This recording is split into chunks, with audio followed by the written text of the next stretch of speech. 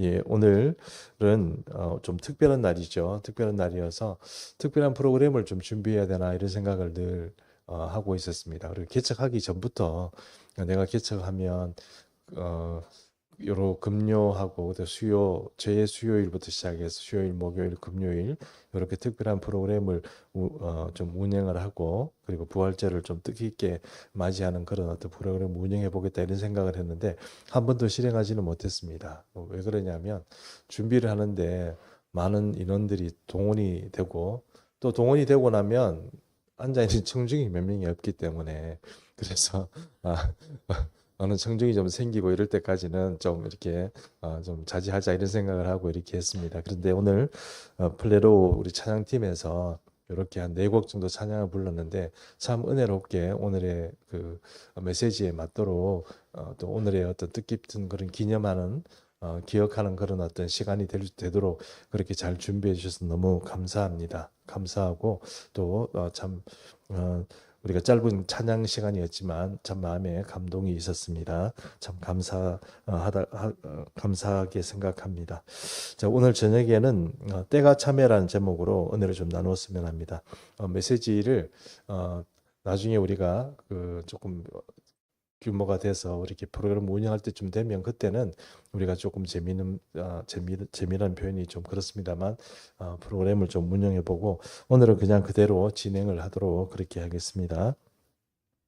오늘 4장 1절에 7절 말씀인데요.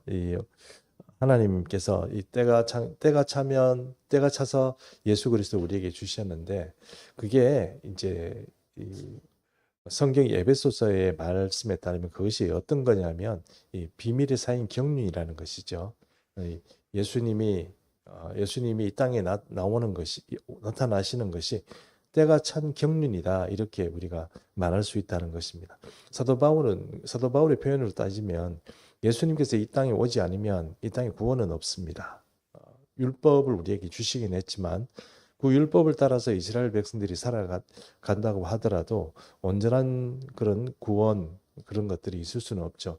누가 값을 지불을 해야 되는데 우리가 레위기나 이런 말씀을 통해서 봅니다만 그 레위기 말씀을 통해 짐승을 잡아서 제사를 지내는데 속죄제, 속건제 이런 것을 통해서 이 제사를 지내야 됩니다. 자기가 어떤 잘못한 일에 대해서 제사를 지내고 이렇게 합니다. 그 속죄제, 속건제를 지를 때 반드시 짐승을 잡아서 이렇게 잡게 되거든요. 그런데 짐승을 이제 잡을 때는 반드시 그 죄의 책임이 있는 자, 그러니까 죄를 범한 사람이 그 짐승의 머리에 안수하게 되어 있습니다. 이 죄를 그 짐승에게 전가하는 것이죠. 왜 전가하냐면 이 짐승이 나를 대신해서 죽는 것이죠. 나를 대신해서 죽는 것입니다. 그래서 이 짐승에게 죄의 책임을 물어서 그 짐승이 죽는 거거든요. 그러니까 내가 죽어서 내 피를 보는 것이 아니고 이 짐승의 피를 통해서 속량을 받게 되는 그런 것이 바로 이 제사다 이렇게 말할 수 있습니다. 그래서 속죄제 그리고 속건제는 반드시 짐승을 잡게 되고 그 짐승을 잡기 전에 죄의 전가를 시키는 그 시간들이 반드시 필요합니다. 무조건 짐승 잡는 게 아닙니다. 그러니까 죄를 전가하는 그런 어떤 시간들이 반드시 있게 된다는 것입니다.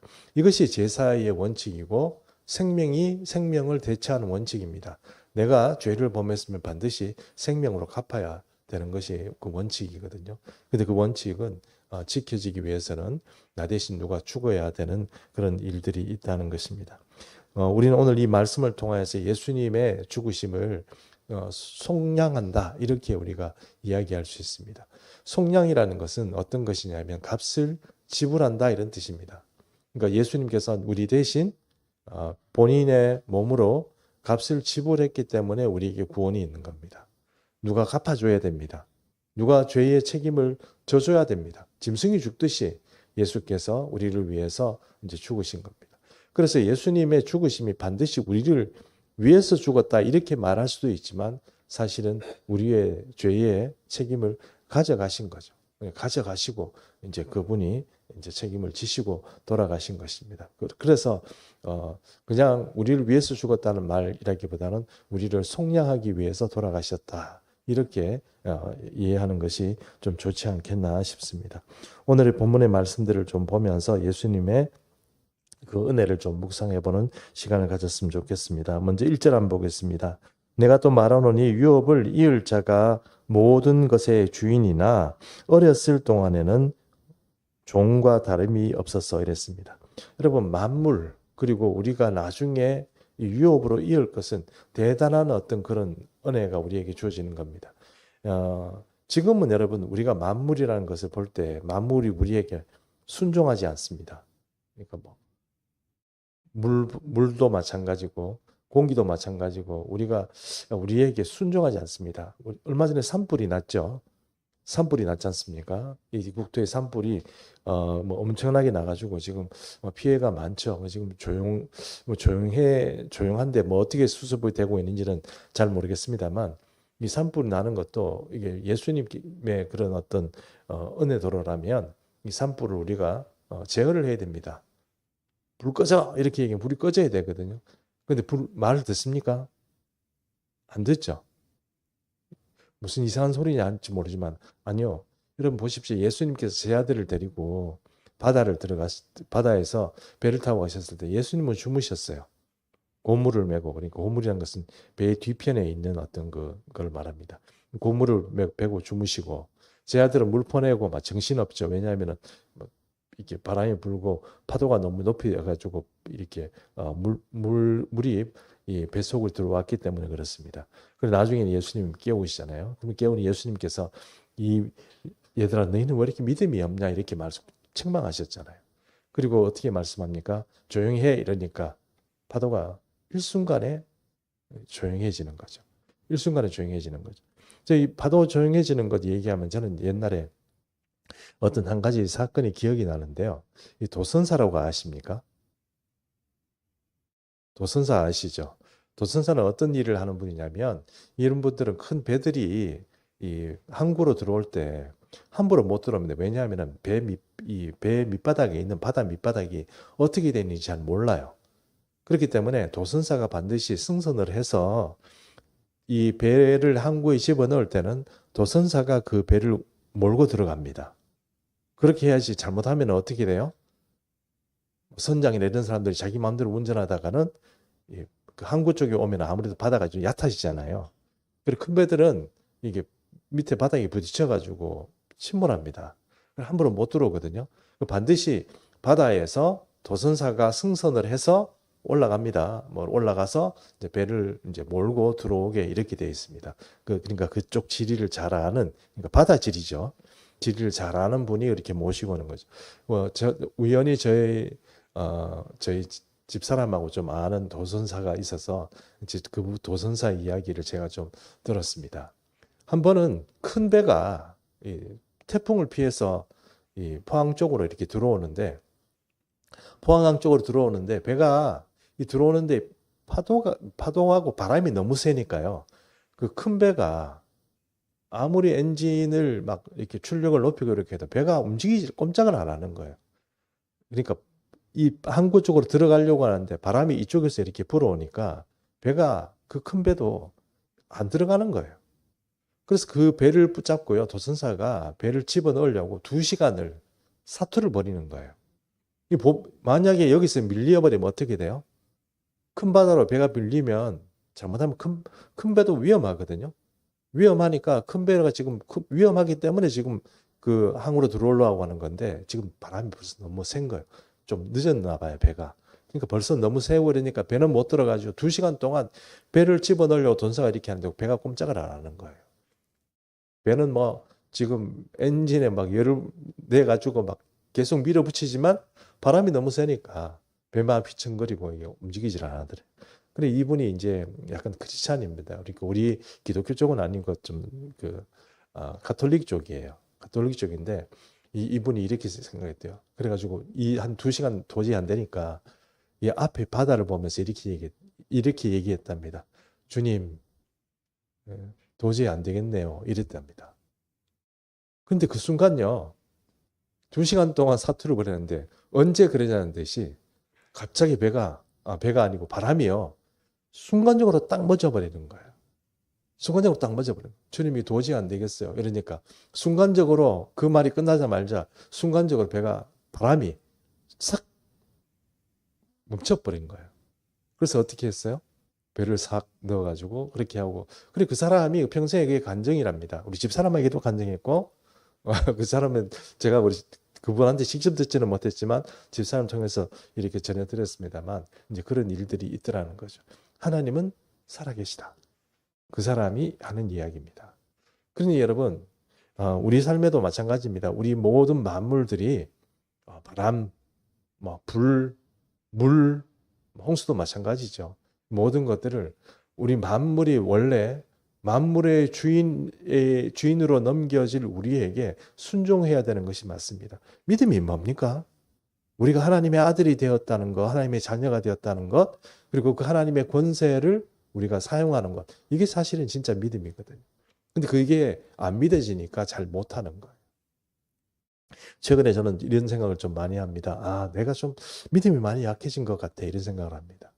믿음이 약해지면 마귀는 그 믿음이 원래 좀 있다가 약해진 사람을 집중적으로 공격합니다. 제가 요즘 들어서 이렇게 저렇게 막 공격을 좀 많이 당한다는 생각이 듭니다. 옛날 같으면 이렇게 정말 이런 좀 틈도 못 치고 들어왔을 텐데 요즘 제가 믿음이 많이 약해졌나 이런 생각이 좀 듭니다. 이게 제 개인적인 어떤 것이라기보다는 교회를 밀고 같이 함께 가야 되는 그런 것 때문에 아마 그 도선사가 2시간 동안 애를 쓰는데도 배가 꼼짝하지 않는 것처럼 이 옥포 지역과 또 어떤 영적인 이 시대의 어떤 영적인 어떤 기류들이 너무 센 거예요.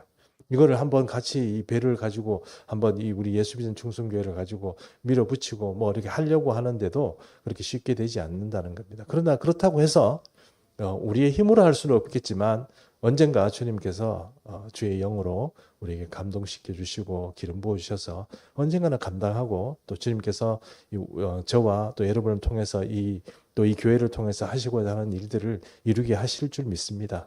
예, 그것이 바로 우리가 믿음이고 이 믿음 가운데서 우리가 정말 주님이 오실 그날까지 그 마음 변치 말고 끝까지 잘 견지해 나가는 우리 모든 교우들이 되었으면 좋겠습니다.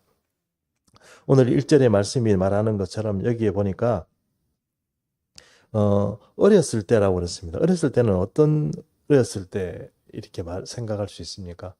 어렸을 때는 뭐 우리가 이렇게 생각하면 그냥 우리식으로 생각한다면 믿음이 좀 약했을 때 이렇게 생각할 수 있지 않겠습니까?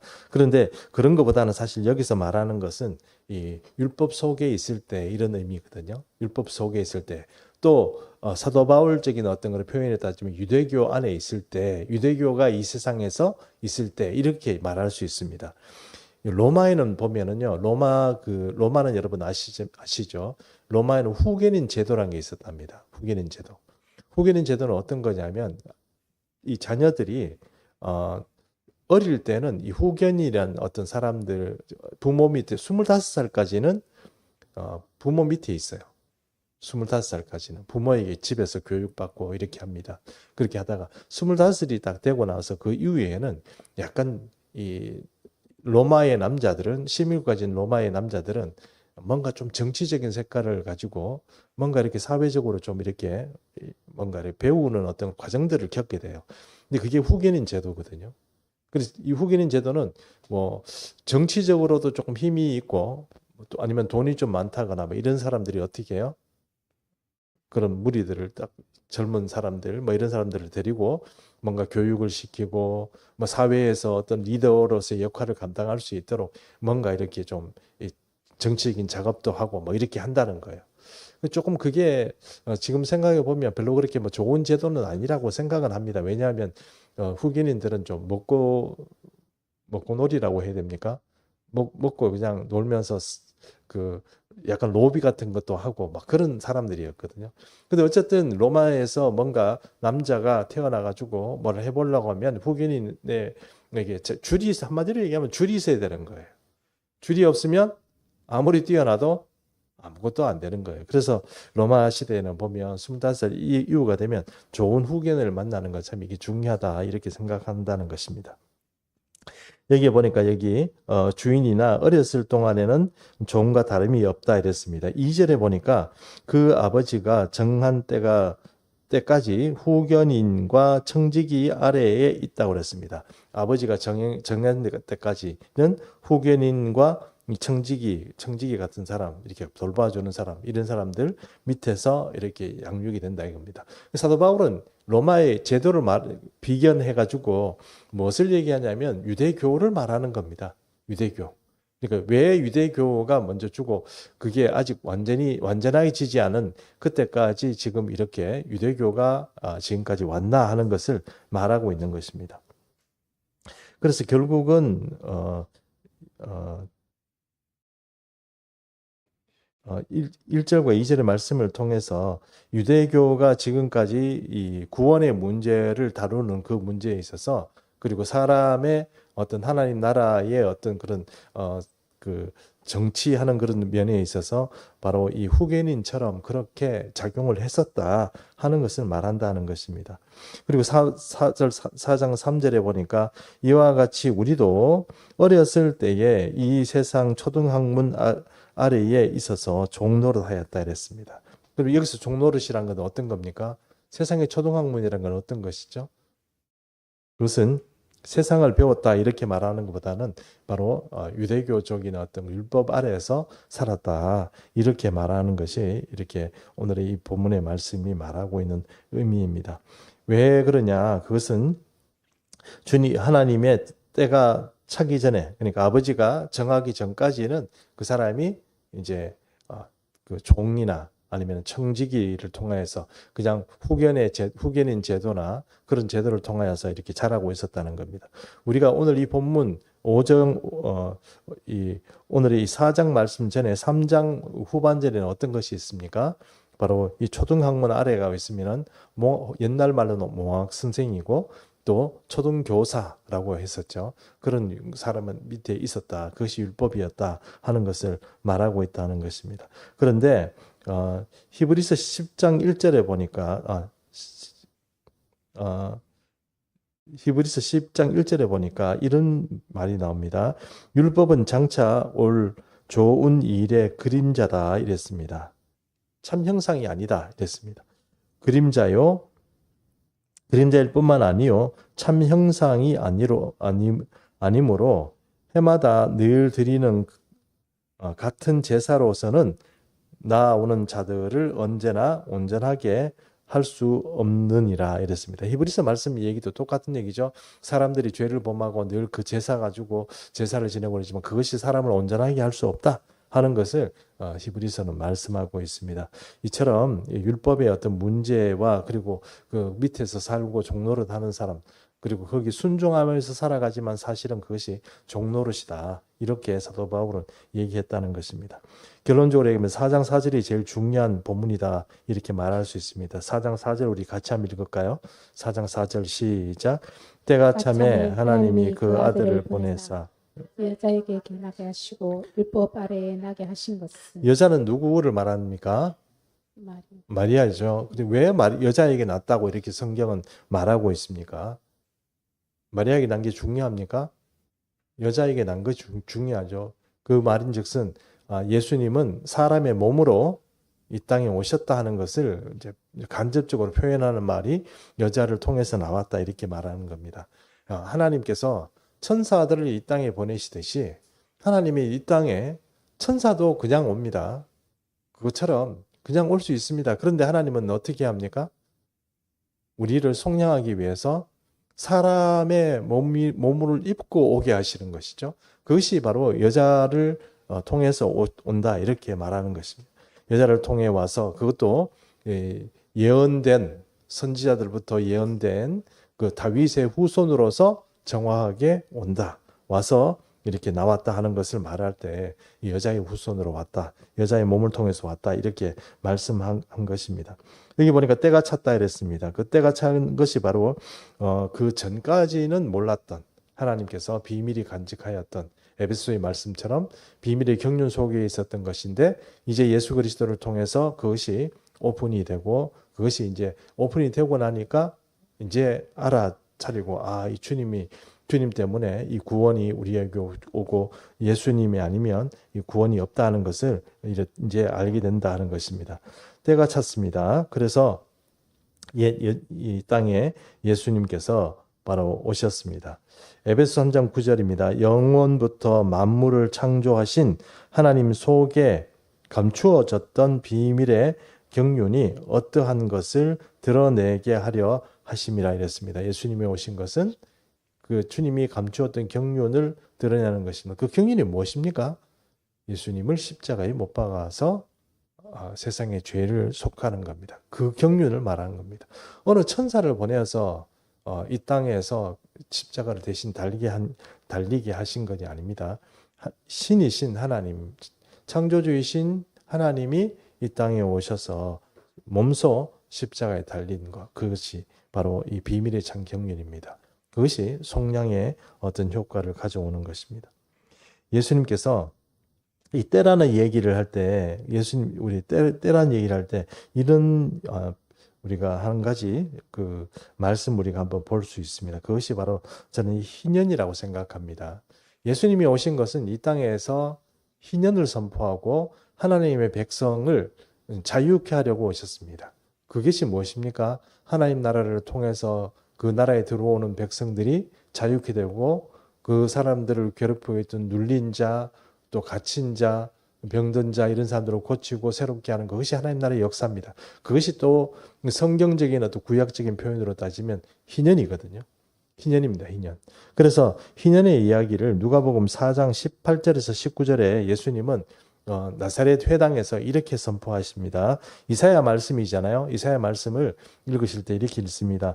주의 성령이 내게 임하셨으니 이는 가난한 자들에게 복음을 전하게 하시려고 내게 기름을 부으사 나를 보내사 포로된 자에게 자유를 눈먼 자에게 다시 보게 함을 전파하며 눌린 자들을 자유롭게 하고 19절 주의 은혜의 해를 전파하게 하려 하심이라 하셨더라 이랬습니다.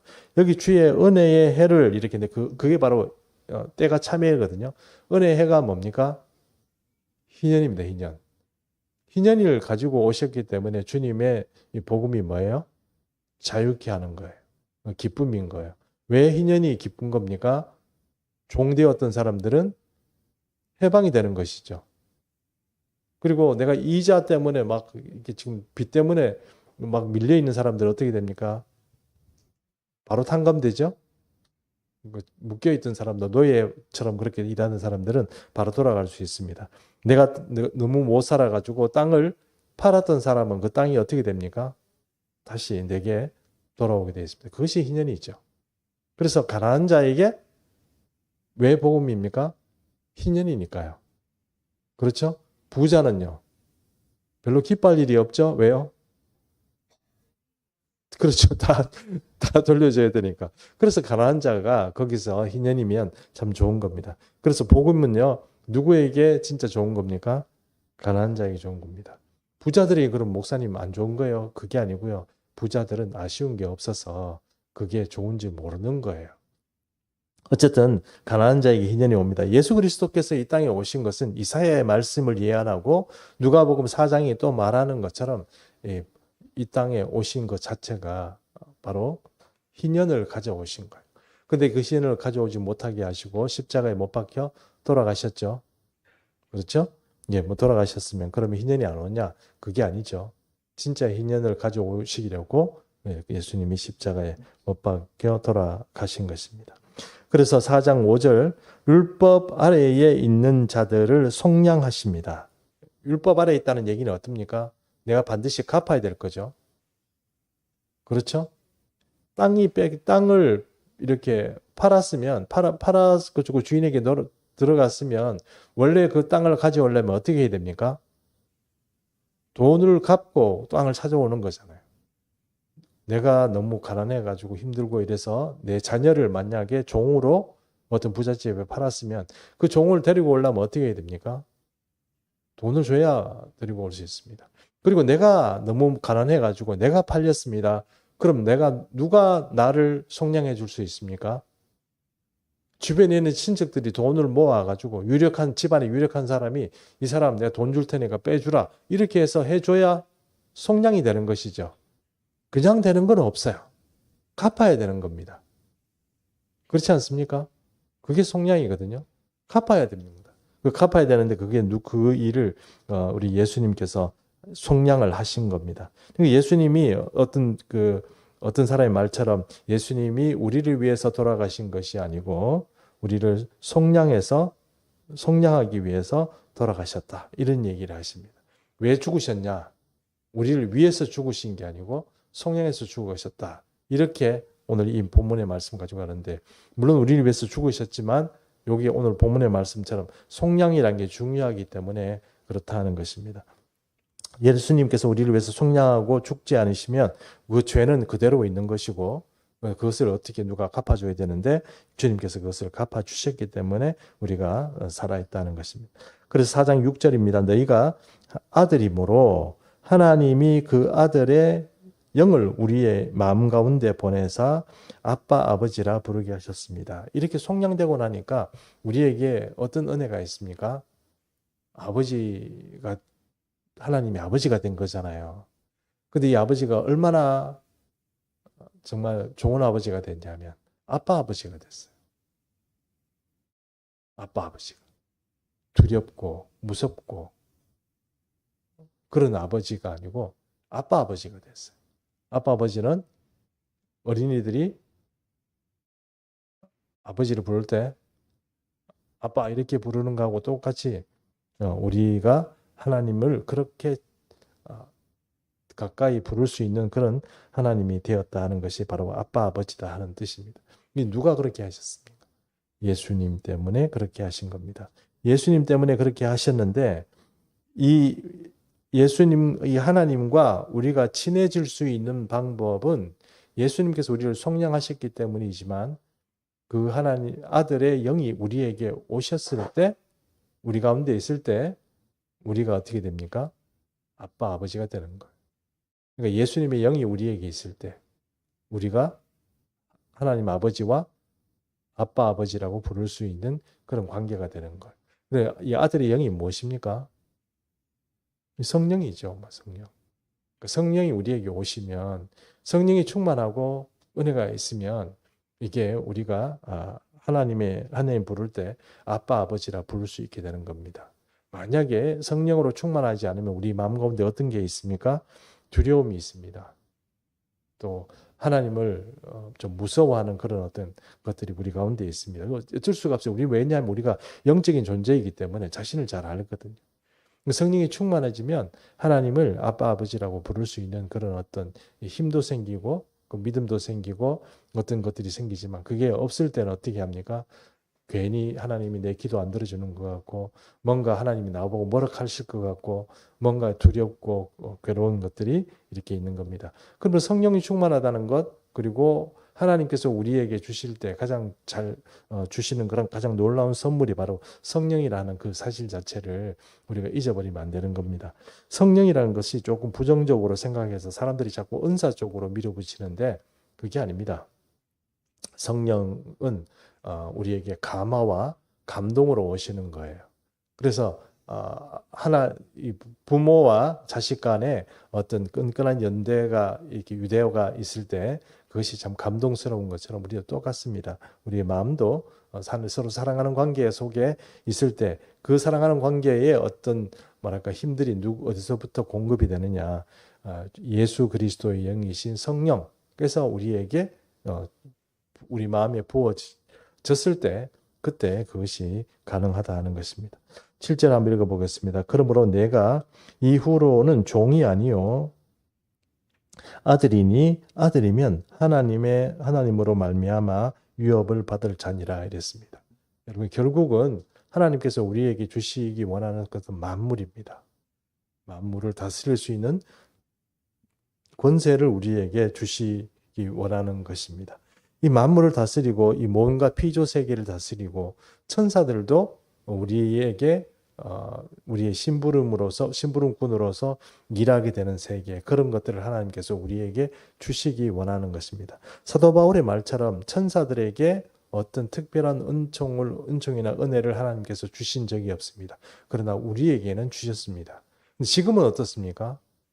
지금은 만물이 우리에게 순종하지도 않고 여러 가지 어려운 일들이 있습니다. 그럼에도 불구하고 결국은 그것들이 우리에게 순종하는 날들이 옵니다. 그것은 우리가 하나님의 아들이 되었기 때문이고, 그래서 하나님의 유업을 받을 수 있기 때문에 하나님께서 지으신 모든 것을 누릴 수 있는 그 자녀가 우리가 된다는 뜻이고, 그것이 가능하게 한 것은 예수 그리스도의 속량 때문에 그렇습니다. 우리가 잊어버린 영혼, 잃어버린 영혼입니다. 원래 우리는 잃어버린 영혼이었는데 예수님께서 우리를 대신해서 우리를 찾아오신 겁니다. 아까 말씀드린 것처럼 내가 노예로 팔려 있는데 내가 속량될 수 있는 방법, 그 주인의 집에서 고향으로 돌아갈 수 있는 방법은 한 가지밖에 없습니다. 누가 내 돈을 갚아줘야 하는 겁니다. 그것을 속량이라고 하는 것이고, 예수 그리스도께서 바로 나를 위해서 속량을 하신 거예요. 그래서 우리가 지금 돌아와서 우리가 하나님 아버지를 아버지라 부르며 아빠 아버지라 부르면서 살아가게 되는 것입니다. 그러므로 우리가 이런 어떤 영적 진리와 영적 법칙을 깨닫는다면 우리가 좀 용기를 내야 됩니다. 자꾸 종처럼 그렇게 살아갈 생각을 하면 안 됩니다. 자꾸 종교적으로 이 사람들을 옮으면은 그런 어리석은 어떤 그냥 교회 잘 다니는 그런 어떤 생각을 하고 있는 게 진짜 믿음의 사람으로서 하나님 나라를 침노하는 사람으로 살아가야 되는데, 우리가 그렇게 하지 못하는 것은 그 주님께서 그려놓은 그림이 아닙니다. 사람이 그린 거예요. 사람이 그렸는데 그 사람의 그림 가운데서 우리가 빠져가지고 이렇게 하는 것이 신앙생활 잘하는 거 아닌가 하는 생각으로 우리가 거기에 지금 현혹이 되어서 지금 살고 있다는 것입니다. 그 영화 제목이죠. 영화 제목 중에 곡성이란 영화 아시죠? 곡성이란 영화. 곡성이란 영화에 보면 거기에서 아주 유명한 두 마디 말이 나오는 것 아시죠? 두 마디 말이 나옵니다. 곡성 영화를 통해서 히트친 두 말인데, 이 말은 굉장히 의미가 있는 말인데, 첫 번째는 뭡니까? 뭐가 중요한디? 무엇이 중요한디? 그게 첫 번째 말입니다. 두 번째는 현혹되지 마소. 현혹되지 마소. 예수 믿으면서 성경이 말하고 성령이 말하는 그런 것에 우리가 충실히 못 따라가고 사람들이 자꾸 현혹돼 가지고 잘못된 길을 걸어가는 게 많다는 거예요. 여러분, 사도 바울이 자기가 이렇게 얘기하는데 우리가 진짜 사도 바울이 가르치는 그 복음을 우리가 잘 따라가고 있습니까? 제가 볼 때는 우리가 꼭 그렇게 하지 못하고 좀 잘못돼 가는 그런 자꾸 종교 생활에 익어가는, 마치 바리새인이나 서기관처럼 자꾸 그렇게 신앙생활 하려고 하는 분들이 많이 생기는데요. 여러분, 그렇게 해서는 안 됩니다. 우리가 진짜 복음에 들어가는 것은 성경이 가르치는 대로 성령이 충만하고 성령의 은혜 가운데 살아가게 하는 것이 맞지. 우리가 뭐 신앙생활 좀 잘하고 뭔가 좀 헌신하고 내가 뭔가 아이디어를 내고 뭐 어떻게 해서 하는 것이 그것이 진짜 신앙생활이라고 생각하지 말고 성령 충만하십시오. 성령의 은혜 가운데 깊이 빠지십시오.